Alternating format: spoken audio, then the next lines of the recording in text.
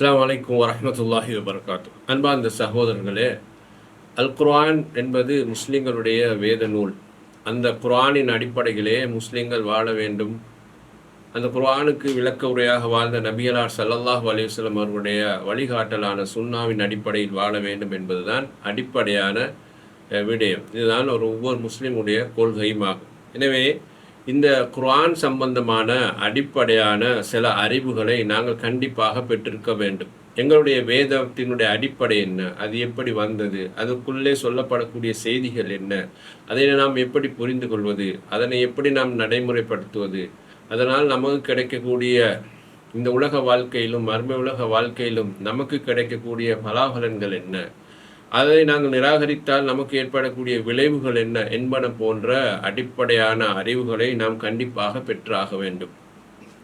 ஒரு வேதத்துக்கு இருக்கக்கூடிய இலக்கணம் என்ன என்பதை தான் குர்ஆனை படிக்கிற போது நாம் எப்போதுமே மனதில் வைத்துக் கொள்ள வேண்டும். நம்மிடத்தில் ஒருவர் குர்ஆனை பற்றி கேட்பதாக இருந்தாலும் சரி, நம்முடைய பிள்ளைகளுக்கு குர்ஆனை பற்றி நாம் சொல்லிக் கொடுப்பதாக இருந்தாலும் சரி, அதனுடைய அடிப்படை ஒன்று இருக்கிறதே, அந்த அடிப்படையை நாம் கண்டிப்பாக படித்தே ஆக வேண்டும். அதிலிருந்து நாம் ஒரு காலமும் ஓரமாகிவிட முடியாது. அன்பார்ந்த சகோதரர்களே, அல் குர்ஆன் நபி ஸல்லல்லாஹு அலைஹி வஸல்லம் அவர்களுக்கு 40வது வயதில் ஹிரா குகையில் அவர்கள் இருக்கிற போது இறங்கியது என்பது நம் எல்லோருக்கும் தெரிந்த விடயம். அதே நேரத்தில் குர்ஆன் அல்லாஹ் ரப்புல் ஆலமீன் அல்லாஹ்விடமிருந்து இறங்கியது என்று சொல்லக்கூடிய செய்திகள் குர்ஆனில் இருக்கின்றனவா என்ற அடிப்படையான அறிவை புரிந்து கொள்ள வேண்டும். இப்போது நாம் ஒரு கிதாபை வாசிக்கிறோம், ஒரு புத்தகத்தை படிக்கிறோம் என்று சொன்னால் அந்த புத்தகத்தை எழுதியவர் யார், அந்த புத்தகத்தை எழுதியவர் யார் என்ற ஒரு அறிவு நமக்கு இருக்க வேண்டும். எழுதியவர் அதை பற்றி என்ன சொல்லி இந்த சமூகத்துக்கு அந்த புத்தகத்தை முன்வைக்கிறார் என்ற அறிவு நமக்கு இருக்க வேண்டும். அந்த புத்தகத்துக்குள்ளே அவர் சொல்லக்கூடிய கருத்துக்கள், செய்திகள், விவரங்கள் நமக்கு எந்த அளவு பிரயோசனமாக இருக்கும் என்பதை நாம் படிக்க வேண்டும். அப்படிதான் ஒரு புத்தகத்தை நாம் அணுகுவது. அதுபோல அல்லாஹுடைய வேதத்தை நாம் படித்துக் கொள்வதற்கும் அடிப்படையான சில விஷயங்கள் இப்படித்தான் இருக்கின்றன. இப்போ முதலாவதாக அல் குர்ஆன் அல்லாஹுவிடமிருந்து வந்தது என்பதை நாம் படிக்கணும். அல் குர்ஆன் என்பது அல்லாஹுடைய வார்த்தை. அல் குர்ஆன் என்பது அல்லாஹுடைய பேச்சு, அவன் மொழித பேச்சு, அவன் பேசிய பேச்சு, அவன் உச்சரித்த வார்த்தைகள், அதை எமக்கு அவன் தந்திருக்கிறான். இதைத்தான் அரபியில் சொல்வார்கள், அல் குர்ஆனு கலாமுல்லா. அல் குர்ஆனு கலாமுல்லா. குர்ஆன் என்பது அல்லாஹுடைய பேச்சாகும். இது அல்லாஹு தஆலா ஜிப்ரீல் அலைஹிஸ்ஸலாத்திடத்தில் பேசினார். ஜிப்ரீல் அலைஹிஸ்ஸலாம் நபிகளார் ஸல்லல்லாஹு அலைஹி வஸல்லம் அவர்களிடத்தில் அல்லாஹ் பேசியதை அடிப்படையிலே அப்படியே கொண்டு வந்து ஒப்புவித்தார்கள். இதுக்கு பேர் அல்லாஹுடைய பேச்சு. அப்போ குர்ஆன் என்பது அல்லாஹுடைய பேச்சு என்பதை நாம் ஆழமாக புரிந்து கொள்ள வேண்டும். அல்லாஹ் எப்படி இருந்தானோ அதே போல் அவனுடைய பேச்சும் இருந்தது. அவன் அப்படி பேசினான். அந்த பேச்சு தான் இந்த சமுதாயத்துக்கு அவன் எங்களுக்கு தந்திருக்கிறான். நான் இப்போ ஒருவரிடத்துல சொல்கிறேன், நான் சொன்னதை போய் அப்படி நீங்கள் அவரிடத்துல சொல்லுங்கள் என்கிறேன்.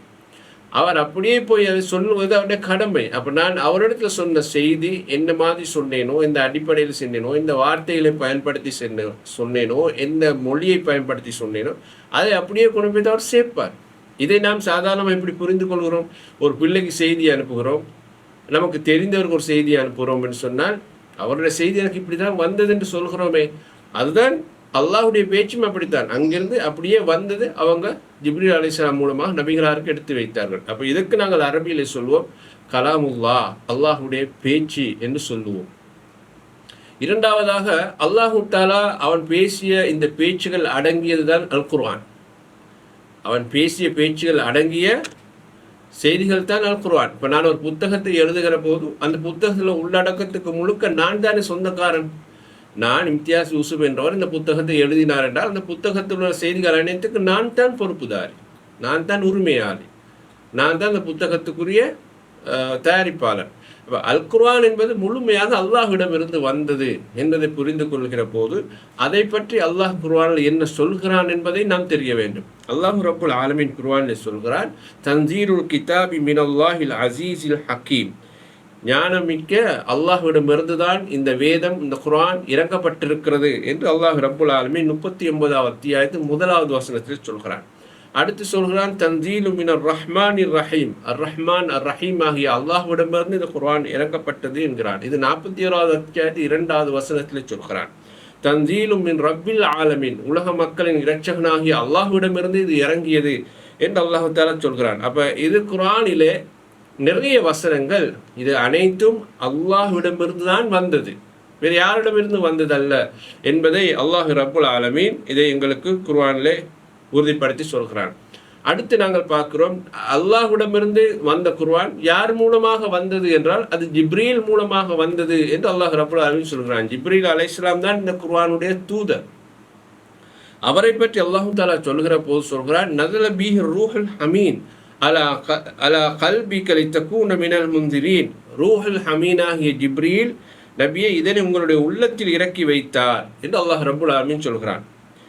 ரூஹுல் அமீன் என்று சொன்னால் அவர்தான் ஜிப்ரீல், அவர் உங்களுடைய உள்ளத்தில் இறக்கி வைத்தார் என்று அல்லாஹ் சொல்கிறான். இன்னொரு வசனத்தை அல்லாஹ் சொல்லும் போது ஃபைன்னஹு நஸ்ஸலஹு அலா கல்பிக பிஇذنில்லாஹ், நிச்சயமாக ஜிப்ரீல் அவர் அல்லாஹுடைய கட்டளை பிரகாரம் நபி இந்த குர்ஆனை உங்களுடைய உள்ளத்தில் அவர் இறக்கி வைத்தார் என்று அல்லாஹ் ரப்புல் ஆலமீன் சொல்கிறான்.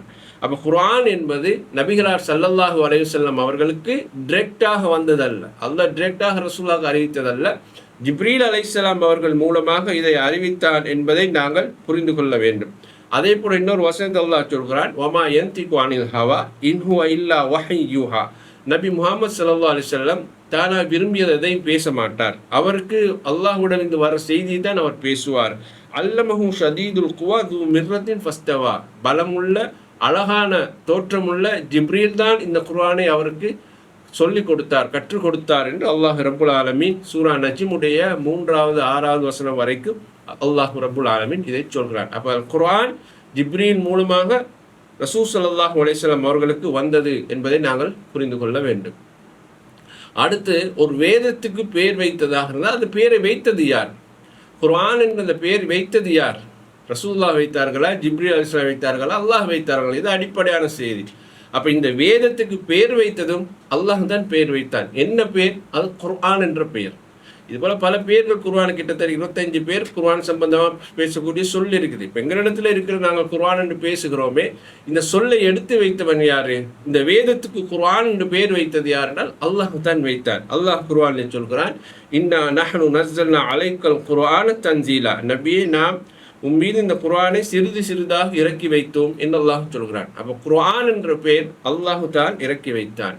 ரசூலுல்லாஹ் மறுபடி சொல்கிறான் அல்லாஹ் தஆலா, வஹிய இலை ஹாதல் குர்ஆன் லிஉன்திரகும் பிஹி, இந்த குர்ஆனை கொண்டு உங்களை எச்சரிப்பதற்காக வேண்டி அல்லாஹ்விடத்திலிருந்து எனக்கு இந்த குர்ஆன் வஹியாக இறக்கப்பட்டது என்று ரசூல் ஸல்லல்லாஹு அலைஹி வஸல்லம் அவர்களுக்கு அல்லாஹ் தஆலா சொல்கிறான். மக்கள்கிட்ட சொல்லுங்க, குர்ஆன் இந்த வேதம் எனக்கு வஹியாக தான் அறிவிக்கப்பட்டது, நானாக குர்ஆன் என்ற பெயரை வைத்து உங்களை இந்த வேதத்தின் பால் அழைக்கவில்லை என்று அல்லாஹ் ரப்புல் ஆலமீன் சொல்கிறான். அப்போ இது போன்று குர்ஆன் என்ற வார்த்தை கூட அல்லாஹ்விடமிருந்து தான் இந்த வேதத்துக்கு வைக்கப்பட்டது என்ற அடிப்படையான இந்த அறிவை நாங்கள் பெற்றுக்கொள்ள வேண்டும்.